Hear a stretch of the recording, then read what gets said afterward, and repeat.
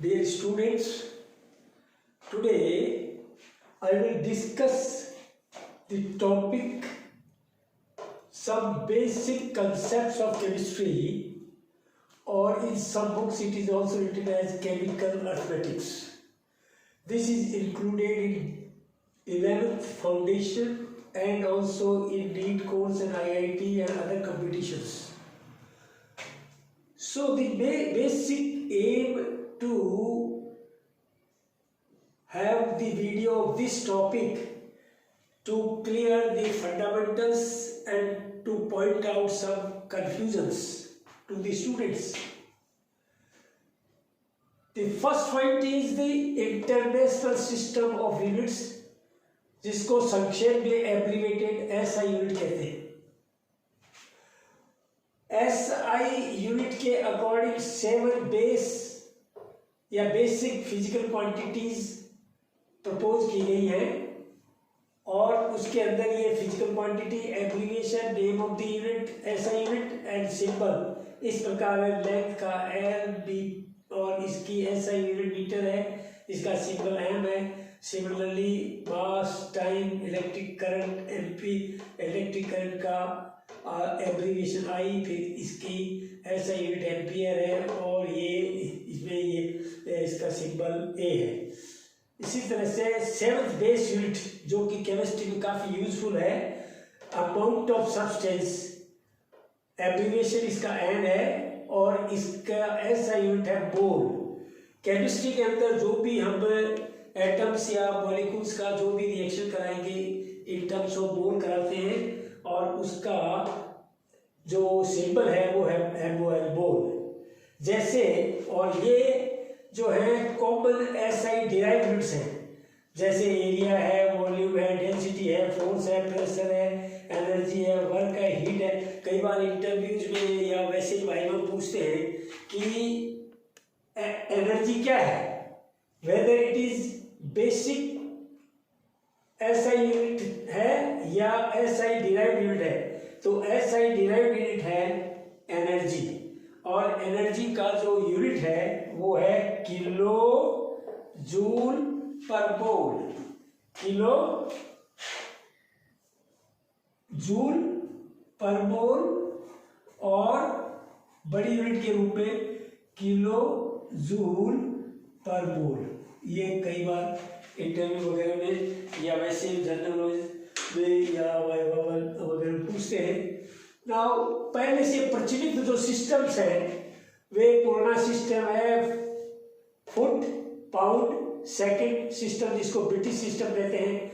दूसरा सिस्टम था CGS system जो डेसिमल प्रणाली पर बेस्ड है और लास्ट है एमके सिस्टम, वो भी इससे थोड़ा बड़ा है और डेसिमल को पॉइंटेड आउट है। 1960 में international committee of weights and measurements ने ये रिकमेंड किया कि मेरे को ये काम पे लेना है, ये काम पे लेना है, ये काम पे लेना है, एसआई सिस्टम को काम पे लेना है।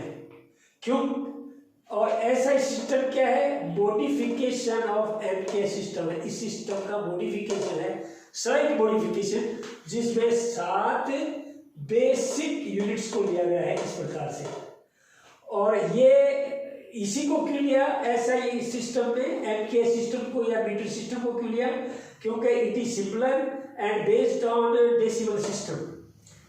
Now as we know the SI derived units के अंदर, केमिस्ट्री के अंदर हम वॉल्यूम जो लेते हैं वो एसआई यूनिट के हिसाब से वॉल्यूम क्या होना चाहिए? मीटर क्यूब, यानी इसका लेंथ का क्यूब होना चाहिए। जैसे तो इसका यूनिट्स हो गई एसआई यूनिट्स मीटर क्यूब होगी, which is very large. But for chemist convenient unit is litre.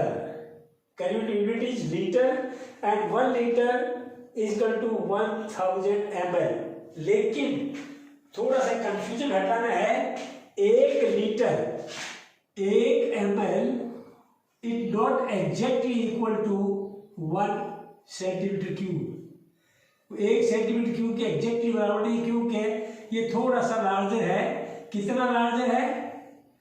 1 ml is equal to 1.001 centimetre cube.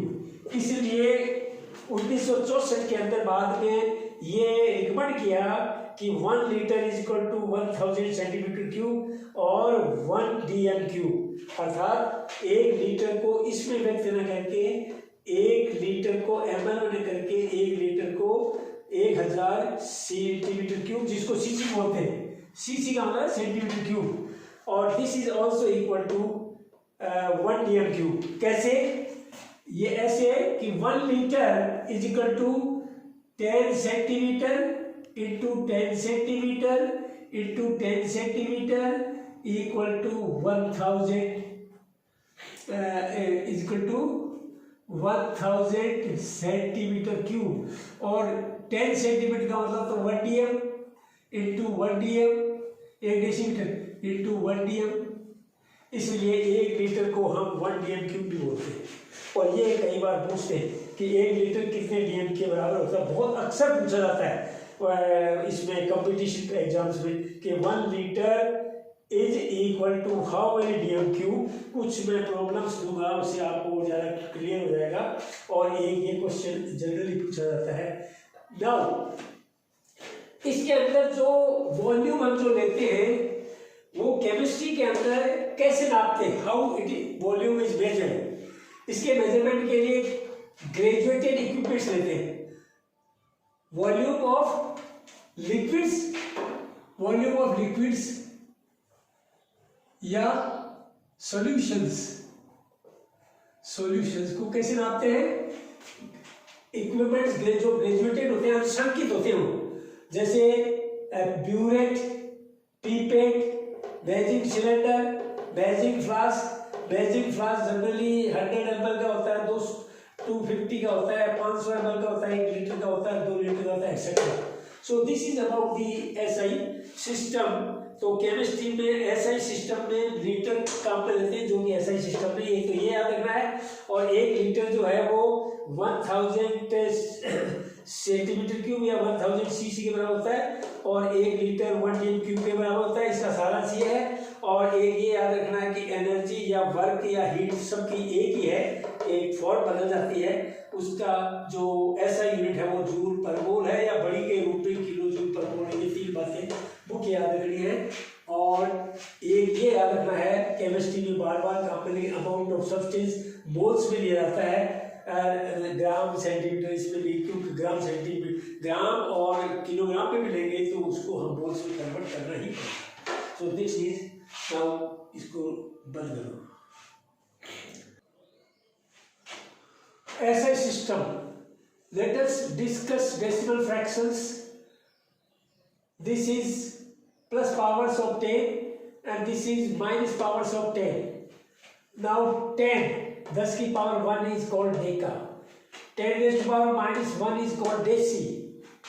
10 to power 2 hecto. 10 to power minus 2 centi. 10 to power 3 kilo. 10 to power minus 3 milli. 10 to power 6 mega, अक्सर काम आता है mega cycles, physics में अक्सर काम आता है mega cycles, chemistry में भी आता है। और ये 10 to power माइनस इतना माइक्रो सेकेंड्स, जैसे सेकेंड लिखना हो तो 10 to power माइनस इतना माइक्रो सेकेंड्स में रिएक्शन हो जाता है। नाउ 10 to power 9 गीगाबाइट्स जैसे लिखते हैं ना, और 10 to power 9 ये नैनोमीटर्स, एटॉमिक साइज को व्यक्त करने के लिए या तो नैनोमीटर काम पे लेते हैं या 10 to power माइनस 12 पिकोमीटर काम पे लेते हैं। ध्यान रहे, पहले समय में केमिस्ट्री के अंदर बहुत इंपॉर्टेंट बात बता रहा हूँ, please pay attention. In chemistry length को मापने के लिए angstrom 10 to power minus 8 centimetre को 1 एंगस्ट्रम कहते हैं, जो कि एटॉमिक साइज का होता है। ये काम में लेते थे। लो एसआई सिस्टम में ध्यान से सुनिए, एसआई सिस्टम में अब ये काम पे नहीं लेते हैं। एसआई सिस्टम की जगह हम ये काम पे लेते हैं एटॉमिक साइज का, कि जैसे उदाहरण के तौर पर मैं बता दूं, क्लियर कर दूं कि जैसे lithium ion, radius of lithium ion is equal to 76 picometre and size of magnesium plus 2 ion is equal to 72 picometre. और एटॉमिक साइज लिखनी हो जैसे सोडियम की एटॉमिक साइज लिखनी हो, आयन की नहीं, एटॉमिक साइज ऑफ सोडियम लिखनी हो तो 156 पिकोमीटर, तो ये इसमें लिखा जाता है। अब अनस्टम में नहीं लिखा। तो केमिस्ट्री में पहले ये यूनिट काम में लेते थे लेंथ को नापने के लिए, क्योंकि एटॉमिक साइज का था। लेकिन अब एसआई सिस्टम में एटॉमिक साइज यानी आयन हो चाहे एटम न्यूट्रल हो, उसको मापने के लिए पिकोमीटर्स काम में लेते हैं। और 1 पिकोमीटर बराबर 10⁻⁻12 होता है। तो मीटर में लिखेंगे तो ये लिखते हैं PM, पी का मतलब पीको, एम का मतलब मीटर। इसको अच्छी तरह से ध्यान से सुन लीजिए। अब now come to one more important thing. SI units के लिए जो इम्पोर्टेंट फैक्ट है वो ये है, दूसरा एक तो आपको ये बता दिया कि ये अब ये काम पे ले लेते हैं, इसकी जगह ये काम पे लेते हैं, इसकी जगह ये काम पे ले जाता है, एक बात। दूसरा इंपॉर्टेंट फैक्ट ये है, कभी भी 20 सेंटीमीटर एसआई सिस्टम के अंदर कभी भी 20 सेंटीमीटर को 20 सेंटीमीटर नहीं लिखेंगे, ये रॉन्ग है, ये गलत है। कैसे लिखेंगे? 20 सेंटीमीटर ही लिखेंगे। और ऐसे ही ग्राम को 20 ग्राम जी लिखेंगे, ग्राम से लिखेंगे। एस नहीं आएगा, प्लूरल को अवॉइड किया गया है एसआई सिस्टम में। So now more important thing for basic solutions, और लेबोरेटरी में आप जानते हो केमिस्ट्री लैब के अंदर सॉल्यूशंस काम आते हैं, तो उनको कैसे व्यक्त करते देखिए, ध्यान से सुनिए। 10⁻⁻1 को क्या बोलते हैं? डेसी। तो ये है डेसी मोलर सॉल्यूशन। इस m/10, ये देखिए इसका क्या मतलब हुआ? 1/10 ही तो हुआ, इसका मतलब हुआ 1/10। तो ये है, इसको क्या बोलेंगे? Deci molar solution. Deci molar solution जिसको 10⁻⁻1 एम भी कह सकते हैं या 0.1 एम सॉल्यूशन भी कह सकते हैं। जैसे शुगर का 0.1 सॉल्यूशन, सोडियम क्लोराइड का 0.1, या HCl का या H2SO4 का 0.1 एम सॉल्यूशन की पीएच निकालो, ऐसे सवाल आते हैं। 0.1 एम या m/10 H2SO4, m/10 H2SO4 या HCl की पीएच निकालो, सॉल्यूशन एक्वस सॉल्यूशन की पीएच निकालो, ऐसे सवाल। तो इसको अच्छी तरह समझिए, ये काम में आएगा यहाँ पर। एक तो ये सॉल्यूशंस में, सॉल्यूशंस के अंदर हम इसको काम में लेते हैं। तो देखिए m/100 मोलर सॉल्यूशन का क्या मतलब हुआ? ये हुआ 0.01 एम शुगर सॉल्यूशन लिया हो या H2SO4 का लिया हो, यानी 100वां हिस्सा। और 1 m/1000 का मतलब 1000 का 1000वां हिस्सा, यानी 1000वां हिस्सा। तो इसको बोलते हैं, क्या बोलते हैं? मिली। इसको बोलेंगे मिली मोलर सॉल्यूशन। इसको बोलेंगे मिली m/H2SO4 का मतलब है मिली मोलर या 0.01 एम H2SO4 सॉल्यूशन। तो ये दो बातों का ध्यान रखना है कि मतलब जो ये यूनिट्स काम आएंगी, ये और ये, यानी deci molar solution, centi molar solution, milli molar solution. और दूसरी बात है कि टाइट्रेशंस के अंदर हम जनरली ये काम में लेते हैं डाइल्यूशन फार्मूला। क्या होता है वो? m1v1 = m2v2।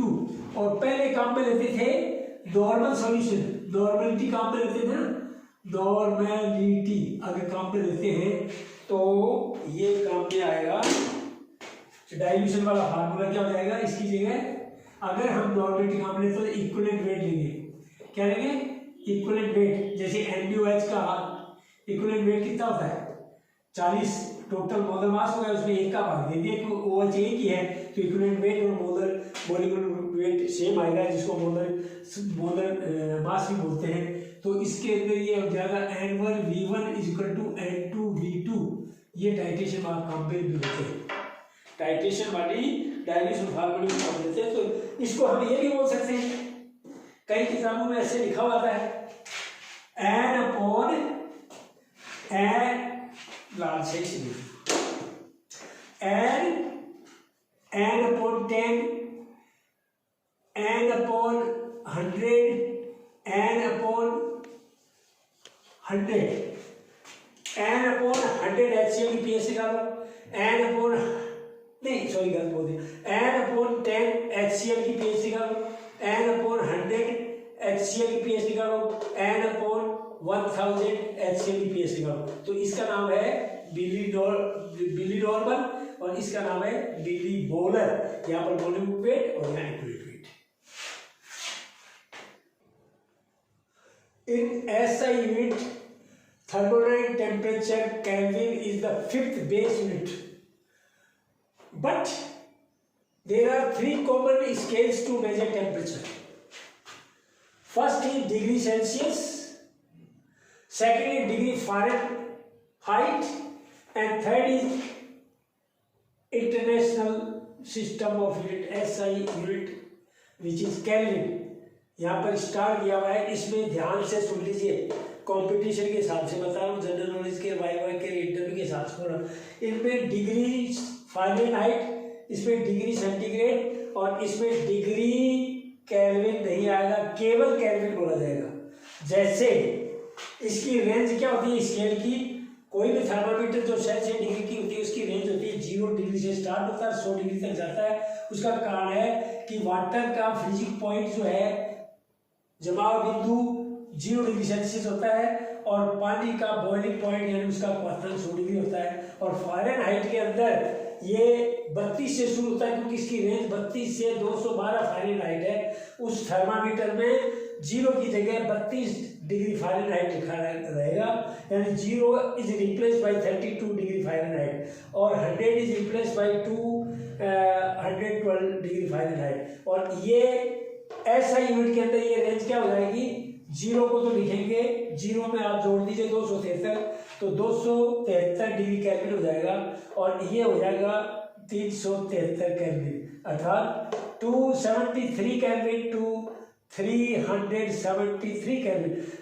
मेन रूप से ये जो याद है और ध्यान में रखने की बात है वो है कि जनरली रूम टेम्परेचर हम जो लेते हैं कि जी reactions are carried out at room temperature, हम रूम टेम्परेचर केमिस्ट्री के अंदर अक्सर मेंशन करते हैं, वो डिग्री सेल्सियस में 25 डिग्री माना जाता है और इसके अंदर ये रूम टेम्परेचर माना जाता है 77 डिग्री फारेनहाइट, क्योंकि इसके अंदर 25 में आप 32 जोड़ेंगे, क्योंकि रेंज कहाँ से शुरू होती है, 25 में 32 जोड़ेंगे तो ये आ जाएगा। और ये मतलब केल्विन के अंदर जो रूम टेम्परेचर है 200, मतलब खाली 25 को इसमें जोड़ दीजिए 273 में तो 298 केल्विन। तो जनरली जो स्टैंडर्ड डेटा होते हैं enthalpy of the reaction, atomisation of the atomisation enthalpy या हाइड्रेशन एंथैल्पी जो भी है वो हम 298 केल्विन पर यानी उनको स्टैंडर्ड डेटा बोलते हैं और उसके अंदर हम ये लेते हैं केल्विन में 298 केल्विन, यानी स्टैंडर्ड जहाँ शब्द आएगा वहाँ पर ये बोला जाएगा 298 केल्विन पर, मतलब ऑब्जर्वेशन या परीक्षण किया गया है। और human body temperature degree Celsius में जनरली क्वेश्चन पूछा जाता है सेकंड ग्रेड की कंपटीशन में कि मतलब ह्यूमन बॉडी का टेम्परेचर डिग्री सेल्सियस कितना होता है, 37 डिग्री और फारेनहाइट में 98.6 होता है। और ये केल्विन SI यूनिट के अंदर अगर ये पूछा जाए कि ह्यूमन बॉडी का टेम्परेचर SI यूनिट में कितना होगा तो 310 केल्विन। सबसे इम्पोर्टेंट बात ये है जो क्वेश्चन कंपटीशन पूछा जाता है सेकंड ग्रेड फर्स्ट ग्रेड उनके कंपटीशन में और नीट में तथा IIT के अंदर कन्वर्जन फैक्टर के रूप में पूछा जाता है कि आपको डिग्री फारेनहाइट में कन्वर्ट करना है। अगर आपको डिग्री सेल्सियस दिया हुआ है, जैसे 25 डिग्री सेल्सियस दिया हुआ है तो उसको आपको फारेनहाइट में कन्वर्ट करना है। जैसे 25 77 ये कैसे आया, 25 डिग्री सेल्सियस से 70 तक कैसे है, तो आपको ये फार्मूला काम में लेना, डिग्री फ़ारेनहाइट 9/5 ब्रैकेट के अंदर है डिग्री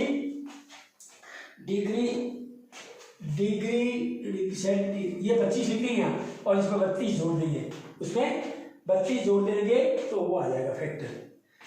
ठीक है, ये दिस इज दी ओ ये बाहर आएगा इसके अंदर, तो ये आ जाएगा टेम्परेचर इसके अंदर। एक मिनट,